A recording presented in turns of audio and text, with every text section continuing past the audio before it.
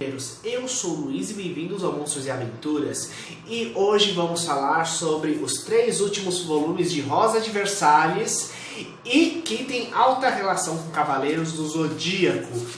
Lembrando que eu já fiz vídeos anteriores sobre os volumes 1 e 2, um vídeo só sobre as relações de Cavaleiros do Zodíaco e Rosa de Versalhes, e hoje vamos concluir falando sobre justamente a grande queda da Bastilha, tudo que leva a esse fenômeno na França e que ocorre em paralelo e mesclado diretamente à trama de Rosa de Versalhes.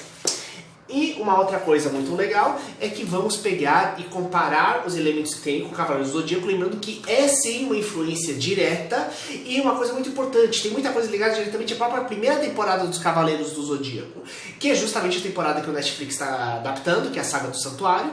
Então, esse vídeo faz parte da contagem regressiva para Cavaleiros do Zodíaco no Netflix. E se você gostou do tema, já dá o like aqui no canal, dá aquela paradinha se você ainda não é inscrito para se inscrever e clicar no sininho para receber as notificações e vamos embora pro vídeo! Rosa de Versalhes, então volume 3, começa concluindo a saga do Cavaleiro Negro, onde ela tem que lutar contra uma sociedade secreta que rouba as armas e joias da França com objetivos desconhecidos. Só que, à medida que ela vai lutando contra esse grupo, ela começa, na verdade, a questionar a própria forma como ela luta pela França e até onde a própria estrutura da nobreza não teria realmente parte dos problemas que são comentados por esse grupo secreto que quer depor o rei. Logo, toda essa trama acaba resultando em ela indo para um posto mais baixo, no qual tem toda uma nova tropa que ela precisa liderar e conquistar a confiança dessas pessoas. E já aí a gente já tem uma coisa importante em Cavaleiros do Zodíaco, que é o seguinte: eu vejo os deuses em Cavaleiros do Zodíaco sendo tratados de uma forma muito semelhante à questão da nobreza em coisas feudais, ou mesmo, principalmente, sendo tratada da mesma forma como a nobreza de Rosa de Versalhes. Inclusive, um pouquinho mais de traços gregos aqui para vocês verem a influência, inclusive estética em Cavaleiros. Porque ocorre, em Cavaleiros do Zodíaco, temos até uma página no mangá muito legal que mostra que havia um período onde não havia diferença entre deuses e humanos. Havia, na verdade, humanos que nasceram com diversos níveis de poder, e o que acontece é que uma elite dessa se destacou contra os humanos com poderes fenomenais e resolveu meio que governar a humanidade, dando origem aos deuses do Olimpo, enquanto o resto das descendências humanas, com diversos níveis de poder, acabaram sendo selecionados para se tornar cavaleiros que defendiam justamente esses deuses. Então, você já tem uma certa correlação aqui, inclusive por causa que essa coisa de questionar o sistema, questionar o destino, questionar a divisão de classes sociais, que ocorre em Rosa de Versalhes, também ocorre em Cavaleiros do Zodíaco, justamente para questionar até onde o destino imposto pelos deuses, na verdade, realmente seria um destino, uma coisa natural predeterminada, e até onde, na verdade, temos pessoas arrogantes com alto grau de poder que a gente resolveu chamar de deuses, né?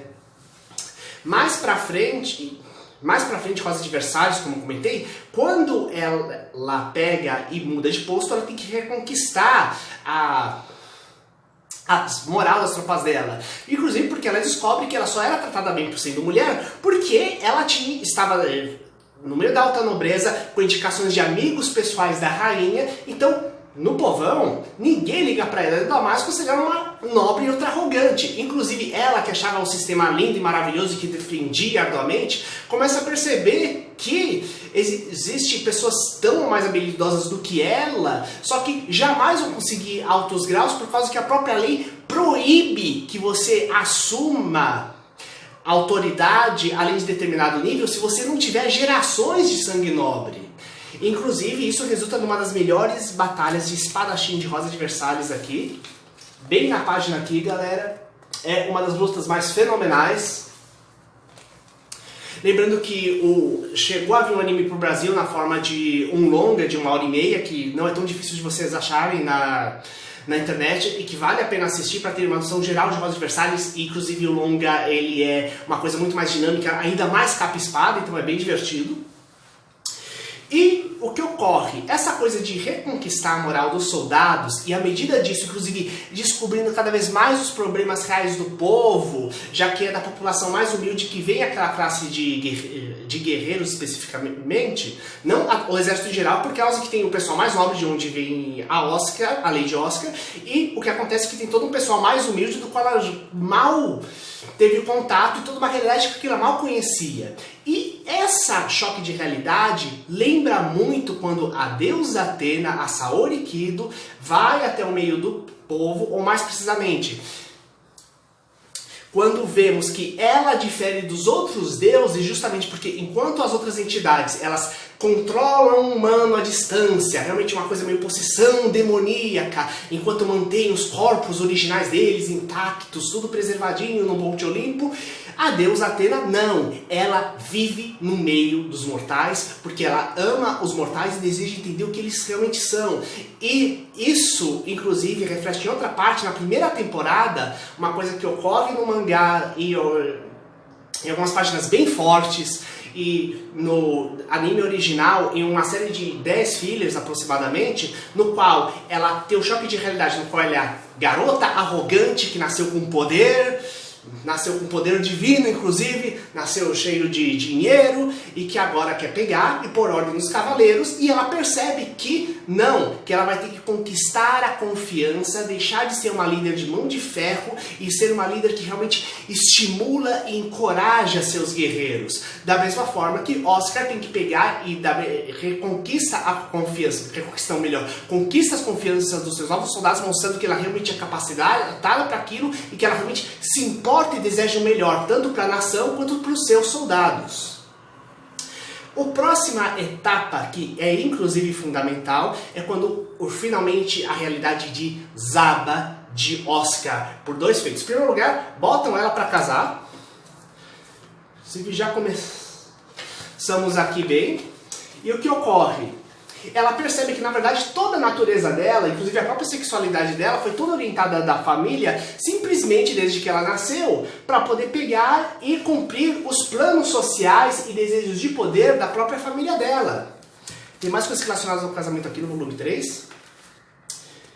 Então, esse choque de realidade, junto com o fato que ela percebe que realmente a França está passando fome, a nobreza não liga nada, e ainda por cima, a rainha é super ingênua, então apesar de ser doce e meiga, ela é totalmente manipulável pelas outras forças da nobreza, tudo isso está afundando o país. Então, quebra de vez a realidade dela. Da mesma forma que, reforçando toda aquela coisa, Cavaleiros do Zodíaco, os guerreiros, eles quebram o status quo do santuário da deusa Atena.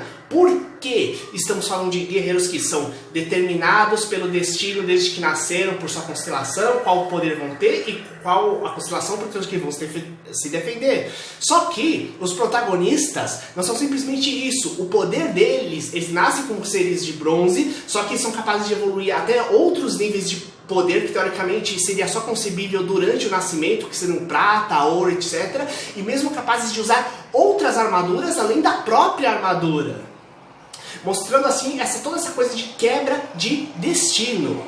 Tudo isso vai acabar resultando, claro, no caso da lei de Oscar, chega um momento onde a população, o Estado entra em crise, a população começa a se reunir para pegar e fazer discussões políticas, o próprio governo começa a jogar o exército deles contra a população, para que não ocorram reuniões e discussões, para que continue sendo decidido apenas pelo clero e pela nobreza o destino do país, e Lady Oscar se rebela, e assim como boa parte do poder militar. Afinal, não tem como você tomar um país se você não pegar e fazer com que o exército fique a seu favor também, né? Senão o exército vai atacar você, né? Então, nesse sentido, temos uma coisa justa, bem semelhante a toda aquela coisa que eu comentei sobre a questão da queda da Bastilha, porque tudo isso vai levar então ao acontecimento que a Bastilha era um dos grandes símbolos de poder da nobreza, uma grande construção, uma fortaleza que era usada e que passou a ser originalmente ser passada como uma prisão, onde o rei mandava diretamente aqueles que ele não gostava da alta nobreza ou do alto clero para ser preso lá sem julgamento. Inclusive tem uma matéria fantástica no Aventuras da História sobre isso, pesquise na internet no site deles, é muito legal. E o que ocorre é que em Cavaleiros do Zodíaco temos uma coisa extremamente semelhante. Porque aqui, gente, Lady Oscar liberando a destruição da Bastilha. É fantástica essa cena. Altos combates. Não mostrando muito, porque mostrar spoilers do último capítulo é meio complicado, né? Mas realmente temos alta reorganização de toda a estrutura imperial da realeza francesa, né, com a queda da Bastilha, porque, como eu disse, né, estamos falando de um alto símbolo da nobreza, que era uma grande fortaleza no qual prendiam as pessoas que o rei desejava sem qualquer tipo de direito a julgamento. Havia um boato. O mangá segue essa linha, apesar que existem várias linhas de pesquisa relacionadas com isso, mas de que teria um boato de que haveria munição sendo escondida lá dentro, então eles atacam a Bastilha e derrubam ela para poder pegar, invadir, saquear e tirar, para poder ter a munição, acabar libertando parte dos prisioneiros e assim como eliminam e matam os grandes chefes da Bastilha. E em Cavaleiros do Zodíaco temos algo bem semelhante, com algumas características semelhantes, quando tem a saga de Poseidon, o Senhor dos Mares. E por que isso, gente? Porque em Cavaleiros do Zodíaco, a saga de Poseidon... consegui achar um dos meus bonequinhos aqui da saga de Poseidon, galera. Esse aqui era o Yodicila. Aqui ele lutou, inclusive, contra o Shun de Andrômeda aqui, galera. Esses bonequinhos aqui eu tenho que fazer um vídeo só sobre eles, né? Se quiserem eu faço, né? E o que ocorre? Era justamente uma fortaleza impenetrável, simbolizando o poder dos deuses que dura milênios e é superior aos humanos, já que, inclusive, teoricamente, apenas um deus seria um poder capaz de destruir aquela fortaleza criada pelos próprios deuses, semelhante ao santuário da deusa Atena, os castelos do deus Hades. Só que o que ocorre... Você descobre que, na verdade, os pilares que sustentam isso funcionam como uma grande prisão, onde está presa a deusa Atena. E no mangá, novamente, o mangá é muito bom, isso é ainda mais acentuado. Por quê? Porque você descobre que o santuário só é tão poderoso por causa que você tem sacrifícios humanos que Poseidon faz periodicamente dentro do grande pilar principal, que ele nutre o poder do templo e que ele justamente consegue, numa armadilha, capturar a deusa Atena para assim poder sacrificá-la dentro do pilar e assim ter um poder equivalente de um Lipiano sacrificando, que permitiria que o santuário dele ficasse indestrutível, mesmo com as potências da destruição do universo. Então, o que ocorre? Justamente, um templo-fortaleza considerado imemorial pelos próprios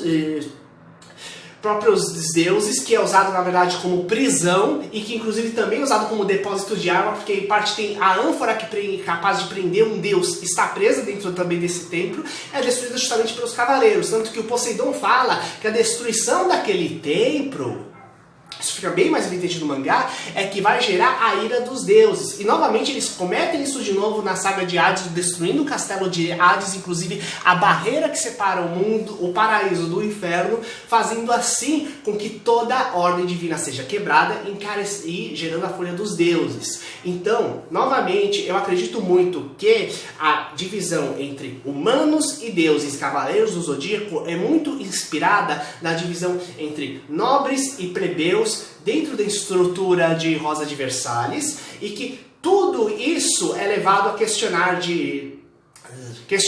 a questão de até onde você segue a sua autoridade, até onde você acha que aquela autoridade é natural e na verdade foi uma coisa imposta para você e que você tem um potencial muito maior de crescer e se desenvolver para isso. Inclusive a própria Revolução Francesa tem base nisso aí. Vou pegar, inclusive, para mostrar para vocês um dos meus livros favoritos de filosofia que fala justamente sobre isso. Ok, tá saindo, saiu. Aqui, porque uma coisa muito importante é que os filósofos responsáveis pela Revolução Francesa, eles realmente discutiam isso. Até onde aquilo que você é e aquilo que você faz é definido pelo seu nascimento, ou na verdade seria resultado, ou aquilo que você é resultado da sua criação, então na verdade a divisão entre nobreza, clero, tudo mais, seria uma coisa puramente artificial, ao invés de ser uma coisa criada pela própria divindade. Lembrando que os próprios reis acreditavam que a nobreza e os cargos onde serviam eram tudo resultado de uma ordem natural, isto é, era colocado para que os próprios reis seriam quase emissários divinos. Lembrando que, inclusive, que tivemos um dos reis Luíses, que é considerado santo, e que, inclusive, toda uma tradição envolvendo alguns reis na Europa, no qual você teriam reis ou dinastias que teriam poder de cura, envolvendo essa crença no sangue que teria sido escolhido por Deus para governar os países da Europa. O que lembra muito a saga de Cavaleiros do Zodíaco, como eu comentei para vocês. Então, vamos aguardar que o novo seriado seja bom do Netflix, vamos curtir muito. Novamente aconselho ler Rosa Adversários, que é uma obra sensacional para quem curte um bom capa e espada, para quem é fã de Cavaleiros, quem curte altas intrigas políticas envolvendo o destino de países inteiros. E se você tem sugestão de outros temas, quer falar mais, soltar sua opinião, escreva aqui nos comentários, compartilhe com seus amigos e